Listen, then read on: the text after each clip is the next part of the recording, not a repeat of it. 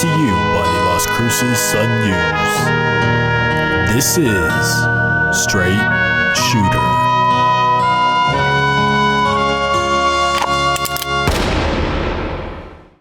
What is going on, everybody? This is Justin Martinez, aka Jay the Sports Dude. And if you are listening right now, let me just say thank you for tuning in to Straight Shooter, the podcast where I shoot from the hip and give you everything that you need to know about the New Mexico State men's basketball team. This is episode 12 of our season-long journey. So if you're a returning listener, then welcome back. I missed you. And if you're new to the program, well, then welcome to the family. Where have you been all my life? Guys, we have a lot to talk about today, so sit back and relax because I got you. I'm coming to you from a place I like to call the saloon. So bartender, what do we have on tap for today? On tap today is a recap of the Cal Baptist series, Week 6 WAC predictions, and a preview of the Seattle series. Alrighty, thank you, bartender. I have my lasso in hand, and it's time for our post-game roundup, the segment where I round up my thoughts on the most recent New Mexico State game. And in this case, the Aggies split their series against Cal Baptist this past Friday and Saturday in El Paso, losing Game 1 by a score of 85-75, and then winning Game 2 by a score of 97-70. Now, Saturday's win marks New Mexico State's first victory of the season over a Division I opponent, and now I have my takeaways from the weekend. So my first takeaway is that Evan Gilliard II is much more than just a scorer. We all know that the Chicago native was the leading scorer for UTEP before transferring to New Mexico State 2 seasons ago, but he really has rounded out his game since then, and this weekend was a prime example. Gilliard led the way for the Aggies on the defensive side of the ball, recording 3 steals in that Game 2 win, and even on the offensive end, he recorded 7 total assists over the weekend compared to his 2 turnovers. He was an energy guy on defense and a poised facilitator on offense, and that deserves to be recognized. So Evan is actually going to be our latest Sun News Spotlight player. It's a weekly written series on lcsunnews.com where I highlight someone on the team every Wednesday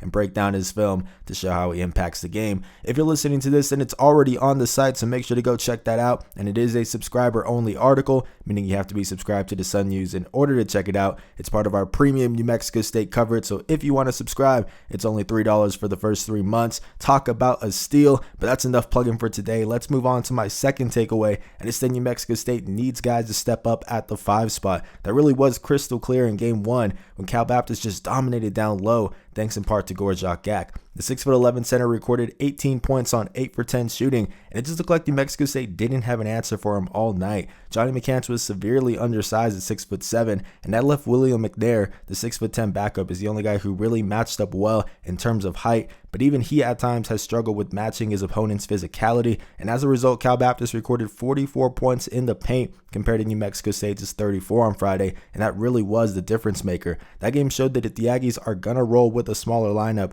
and have McCants at the 5, the redshirt senior has to be more aggressive to make up for that lack of size, and other players such as McNair and Mayan have to contribute as well. It has to be a group effort for the Aggies. Now, speaking of Kerr, he did suit up this past weekend after missing the Grand Canyon series with the bruised tailbone, but he only played 3 minutes in garbage time on Saturday, and it appears as if that was a coach's decision rather than something related to his injury. Jans talked about Kerr in his weekly press conference on Monday, and this is what he had to say. Bartender, change the channel real quick. You got it, boss. In terms of Mayan, that's a whole nother story that I don't care to get into the details of it, but he just got to string good days together. He's got to do the right things every day. He's got to be coachable every day. He's got to be on time every day. He's got to do all the things that every program in America demands of their kids, their student athletes. And, he's had some setbacks that, he gets out of shape quick. And so he's in a position where he's fighting for minutes. There's Johnny's down there, Donnie's down there, Will's down there, Wilfred Lakai's down there, guys that are pretty good players and have shown the ability to influence the game in the right way. And so he's got to figure out how he can get into the game when the score is, close. All right, so there you have it, folks. It seems as if Jans isn't happy with Kerr off the court, and that's why we haven't seen the South Florida transfer get a whole lot of PT as of late. Hopefully, Kerr can gain Jans' trust more very soon because, like I said, New Mexico State needs guys to step up at that 5 spot, especially when you look at the biggest threats to the WAC title. Grand Canyon has 7-foot center Abjorn Midgard. Utah Valley has 6'11" center Fardaws Amok.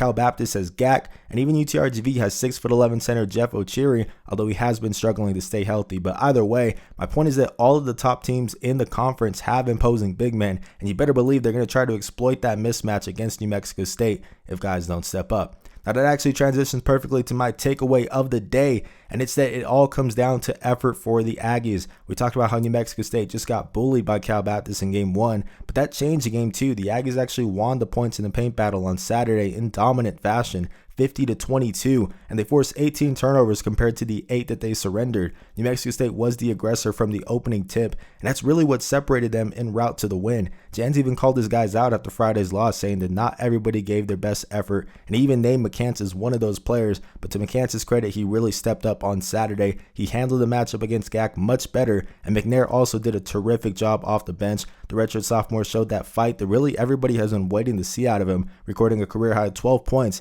and getting a number of stops on defense. Now look, rust can no longer be an excuse for New Mexico State. Saturday's game proved that they're very much capable of winning games. It all comes down to effort now for the Aggies as they try to climb the WAC standings, so we'll see where they go from here.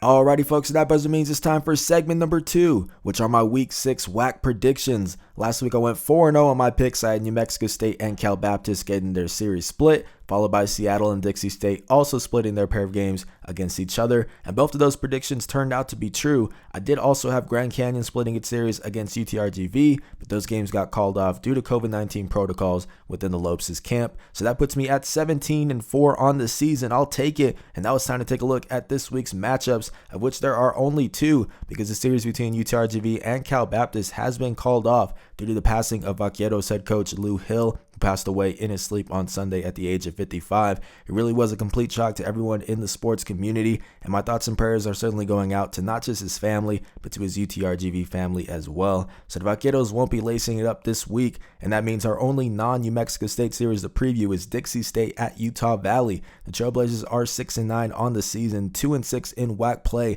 plus they're fresh off a split against Seattle, and even though Riley Grigsby didn't play for the Red Hawks in either of those games, what was really impressive in that win for Dixie State was that it was a game where Cameron Gooden and Hunter Schofield only combined for 17 points. If you had told me that before the game, I would have said, I don't care who's suiting up for Seattle, give me the Red Hawks. But the guy who really stepped up was Jared Green, a 6'9" senior who recorded the team high 16 points on 5 for 8 shooting from the floor. The Trailblazers are still looking for that third consistent scoring option to emerge, and while I think that guy is Frank Stain at the end of the day, it doesn't hurt when other players in that supporting cast step up and contribute. Then there's Utah Valley. The Wolverines are 6-7 on the season, 4-1 in WAC play, and they didn't play this past weekend because that's when they were supposed to face Chicago State. They took to the court 2 weeks ago and surprisingly split with Tarleton State, and what was even more surprising was that Fardaws Amok didn't dominate down low nearly as much as I thought he would. He still got his rebounds, but the 6'11" big man only averaged 10 points per game in the pair of outings after entering the series averaging 16.8 points per contest. And keep in mind, he was matched up against Jonathan Jackson, who's only 6'6", so props to Jackson for standing his ground,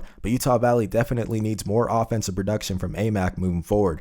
Now, the deciding factor for this weekend series is going to be Dixie State's ability to get to the free throw line. The Trailblazers are last in the WAC in points per game at 70.1. They just don't have an efficient offense, but one thing they do excel at is getting to the charity stripe. 21.3% of their points come from there, which is the 51st highest percentage in the country. Meanwhile, 22.5% of points scored against Utah Valley come from the free throw line. That's the 34th highest percentage in the nation. The Wolverines struggle with playing clean defense, and Dixie State's best bet is to look for contact and get to the line for freebies. We'll see if they can do that, but I still have Utah Valley getting the sweep this weekend. So that is going to do it for our look around this week's WAC matchups. I know it is a short segment, but we do still have one more series on the docket, which is New Mexico State at Seattle. I'm going to preview that in segment number 3. So without any further ado, let's get into it.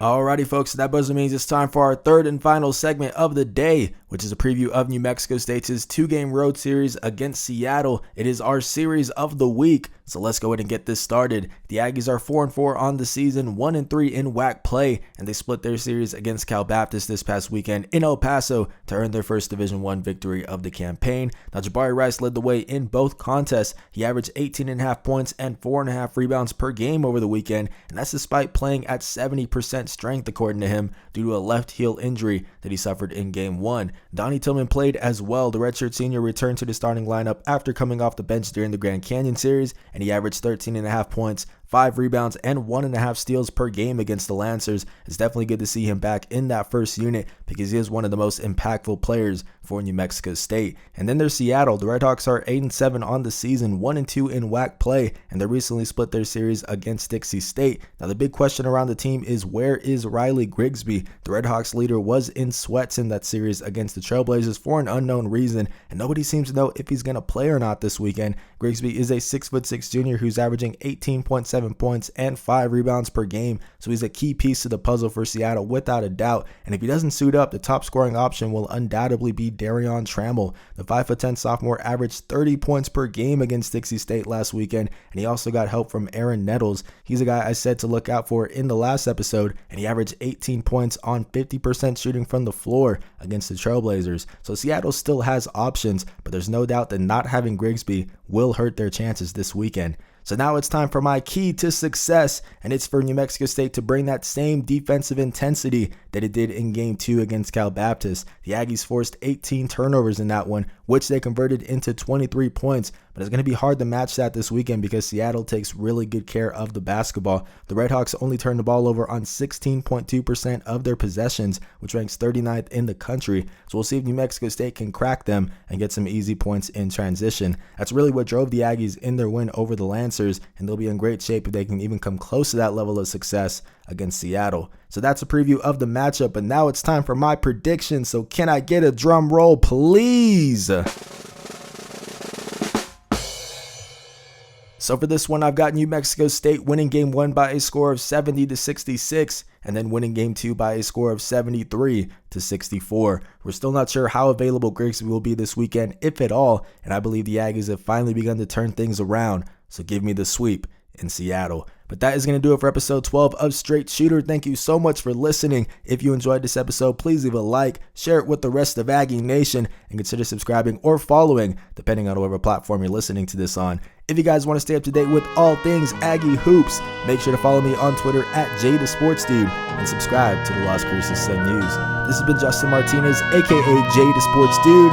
I'll see you guys next Wednesday. I'm out.